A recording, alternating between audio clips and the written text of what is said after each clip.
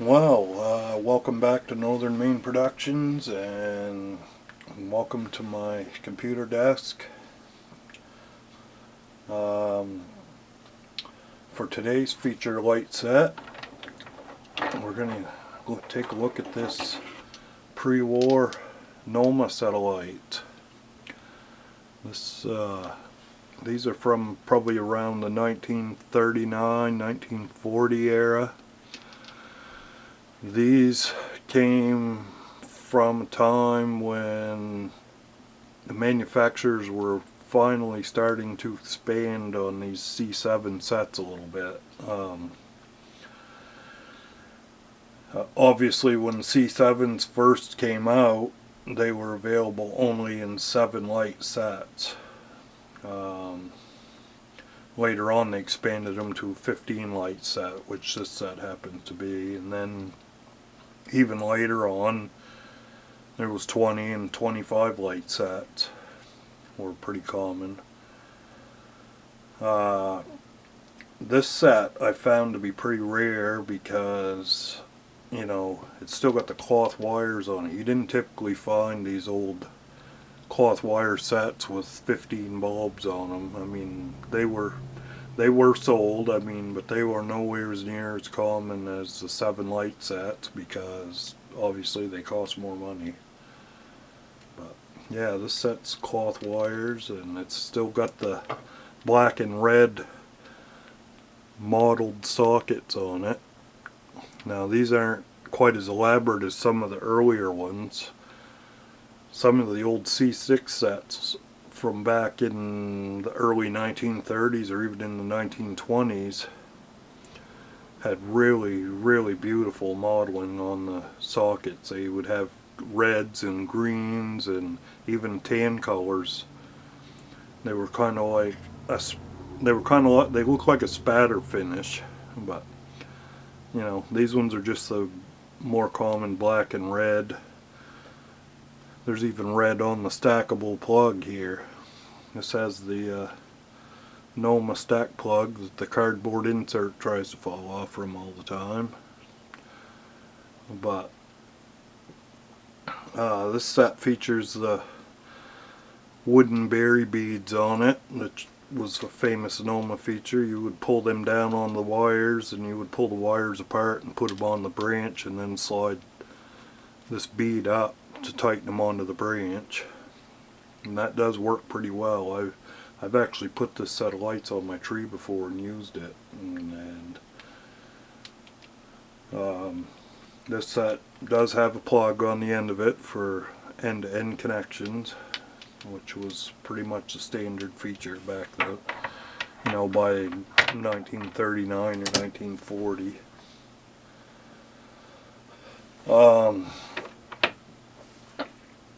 So I just unearthed these lights here today. It's got a whole variety of light bulbs. There's like a 1949 era General Electric. That's actually an interior painted white bulb.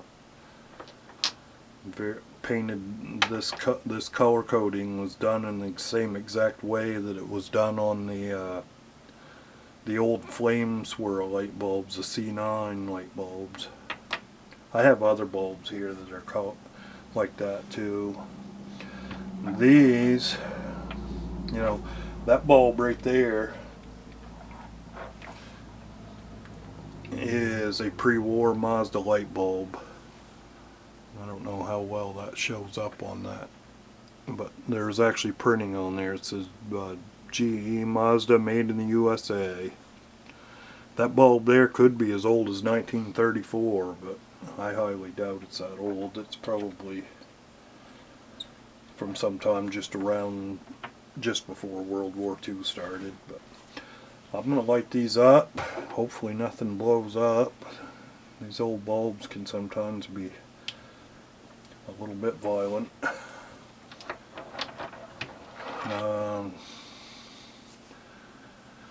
That bulb right there, that old green one, I thought was a General Electric, but I can see that that has an S on the top of it. That might be a Sylvania bulb. which would be very odd and obscure. Pretty old blue, cobalt blue GE Mazda light bulb. Those things are the most beautiful color of blue. And there's another one right there. This one here is not marked with the Mazda logo, so that one is most likely a post-war one. There is another GE Mazda. Red one, obviously. Let's see, what else have we got here to look at? There's a really early GE block logo. That's a ceramic bulb. And the ceramic coating actually doesn't go all the way to the base of that,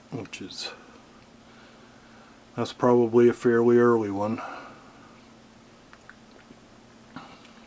These bulbs. And that's the interior painted white GE. I'm hoping that the logo shows up there, but what else have we got here? There's another block logo ceramic light bulb from the very early days of ceramic. I think those would date from 1954 and early 1955. From what I was told by some of the collectors, GE switched from the block logo to the meatball logo in like halfway through the 1955 model year. So yeah, whenever you're dealing with these cloth wire strings, always inspect them very, very closely for any fraying. You know, these Noma strings are pretty good. Noma used some really high quality wire on their strings. I mean, I don't see anything for fraying on these wires at all, but some of the other types of lights from back in that time frame, in the 1920s and all through the 1930s, some of these had cloth wires with a rubber insulation under the cloth, and that rubber insulation was really, really bad. It would get really brittle and crack, and you know, you'll oftentimes see those old strings of lights with extremely frayed wiring on them. I have got a set of them here somewheres, but I don't know where. I can't put my hands on them right now, but I don't use them. They were an old set of probably late 20s outdoor lights.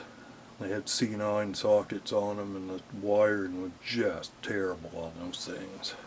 But I also have a later set of the Noma lights.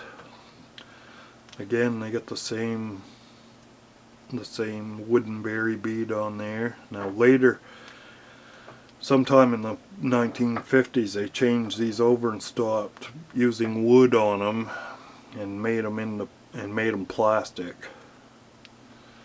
This one's still got the wooden ones on it, but the sockets are identical. The only difference in these sockets and those ones is they had stopped with the color modeling of the bakelite. There's no reds or green colors or anything in these. They got the same type of stackable plug on them. This later set actually does say Noma on the plug, but it was after, you know, I see a lot of people say, you know, advertising these lights with these red and green wires as being 1930s or 1940s, and that's incorrect. From everything that I've gathered and all the people that I've talked to about these, they went to strictly vinyl covered wires after World War II. So anything made after the war typically had this type of wire on it. Anything made before the war had cloth wiring on them. You know, World War II,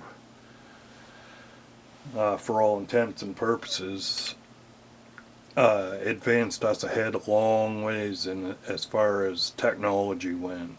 Wiring and electrical technology advanced a lot after the war.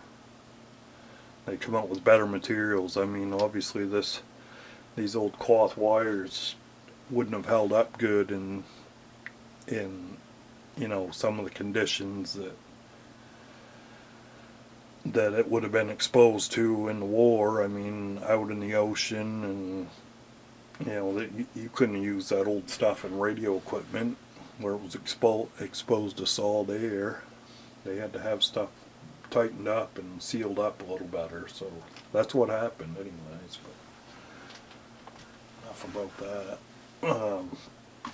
Well, the other day I teased you guys a little bit with these Satin Brights. I actually just had the one red light bulb that I lit up the other day, but today we'll light up a whole set of them here, I guess. I also plan on doing a video on repairing these lights at some point in time. I've got another set of lights like this one. This is a Gilbert string that has a broken socket on it. It's actually missing, actually, but what I want to do is I want to do a video showing how to replace them. I actually put a new socket on this set about 8 or 9 years ago. But we'll light these up, I guess. I'll see if I can give you some detailed shots. Now, most of these bulbs, everybody keeps saying, oh, these Satin Bright bulbs don't have any GE logo on them. Well, I'm going to prove that wrong right now. These bulbs actually, most of them actually have a disappearing logo on them. And I'm going to have to get you guys way in close to the camera to see this. That red bulb right there has actually got a GE logo, and that blue one does, as well as that yellow one, and that yellow one does, and this pretty green one does. I only have one. There's one blue bulb here that does not have a logo on it, and I'm assuming that's probably one of the later ones. I don't know if that shows you, if you can see that or not, but man, aren't those filaments are so fragile and jiggly in these bulbs. But they really make me nervous having them lit up. But yeah, when these are turned off, you don't see any logo on there at all, which is pretty funny.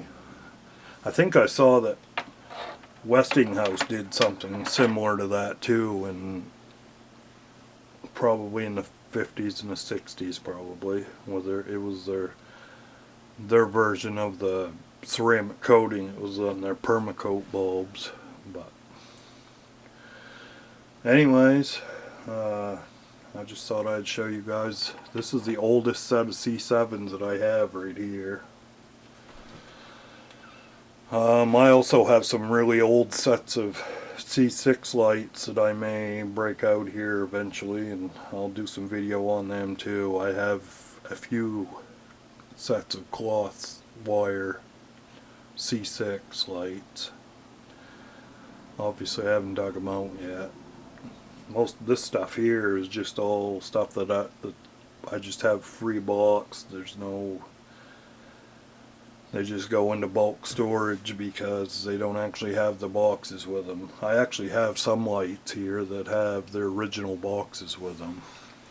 I may do some videos on them, but there's a few videos that I did a year or two ago on my YouTube channel already that have some of the box strings, so I'll look through them and see which ones I've done videos on and which ones I haven't. But anyways, I guess that's it for now. I'll talk to you later. Bye bye.